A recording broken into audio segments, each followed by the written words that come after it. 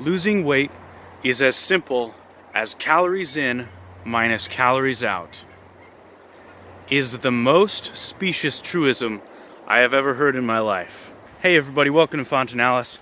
This video is about calories in, calories out, and how it's not only wrong, but probably dangerous. My first issue with calories in, calories out as a statement is that it's a bad meme.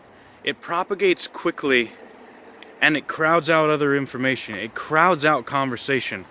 When somebody says calories in, calories out, they're using something specious, something which seems true, to crowd out the fact that it's much more complicated than that. Because if you try to fight against somebody who says calories in, calories out, you're essentially, on the surface, it looks like you're fighting against science and math itself, right?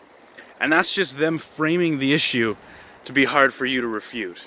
My second issue with CICO is it is fundamentally meaningless and not useful. So if somebody tells you when you're trying to lose weight, it's as simple as calories in, calories out, they're offering no strategies, no tactics, no information, no guidelines whatsoever on how you're supposed to do this, right?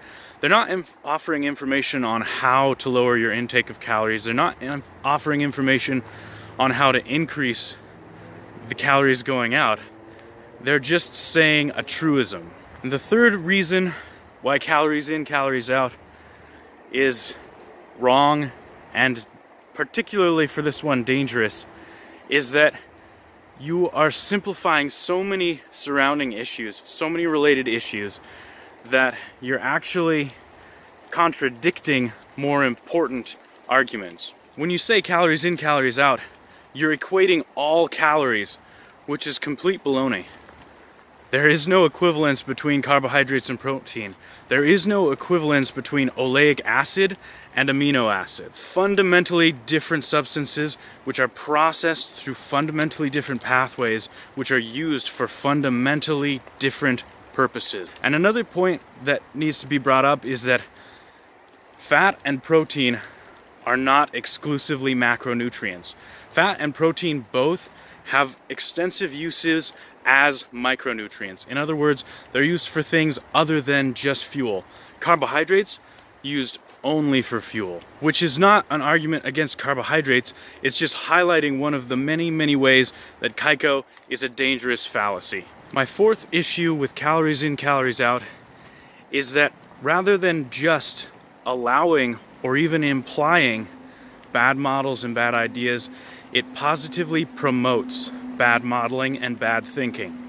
Calories in, calories out pushes a model of black box metabolism where you put anything in and it's equivalent, and whatever calories come out are equivalent as well. Neither of those things are true. There are layers and layers of complexity within the diet that need to be accounted for. You are reducing all calories in to a single variable and all calories out to another variable, and saying if you put two variables into the immeasurably complex human body, you'll get the same thing every time, no matter what. This is an obvious fallacy. I'm going to give you an example of how fallacious this is.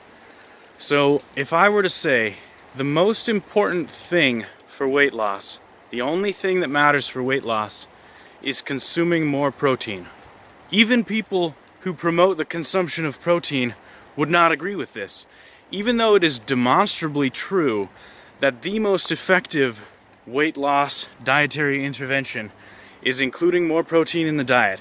Even though study after study has shown this, even people who agree with those studies would not agree with that statement. Why?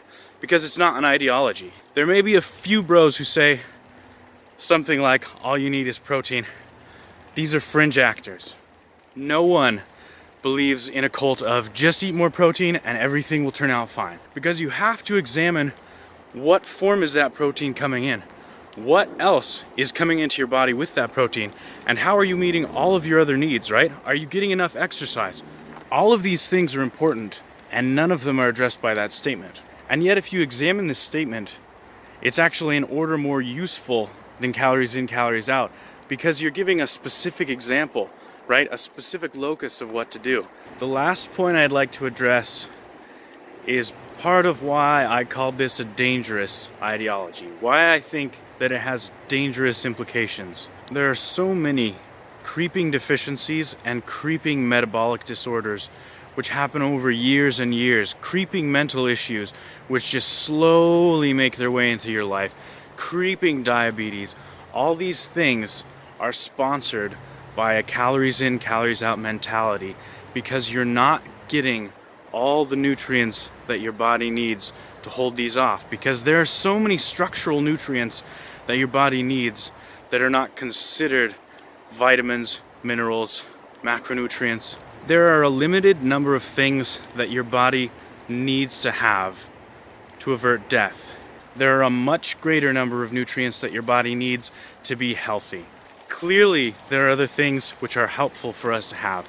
Clearly, our body has ways of coping in times of deficiency that draw from reserves of other nutrients and create hidden problems. Calories in, calories out is dangerous because it supports the American way of eating, the American way of saying, I'll follow the science of what is absolutely necessary, what is the absolute minimum for what I can put in my body and survive. And you're destroying yourself. Don't sell yourself short like that. So the heart of this video is a message that we need to not only raise the level of discourse in diet and nutrition, we also need to raise the level of complexity and the level of specificity with which we look at everything that's part of our diets. We can't keep thinking of fat in terms of saturated, mono, polyunsaturated. All of these contain a multitude of fats, right? You can't think of protein as one thing, and you can't think of carbohydrates, fats, and protein as all the same, because fats aren't even the same as other fats, and amino acids aren't even the same as other amino acids. Even carbohydrates, which all get broken down into glucose eventually, are very different substances. Raise the level of discourse, raise the level of complexity, have better conversations about health. Hope you guys liked this video. Go ahead and subscribe if you want more like this. I'm actually kicking off a series of health videos, and I'll see you next time.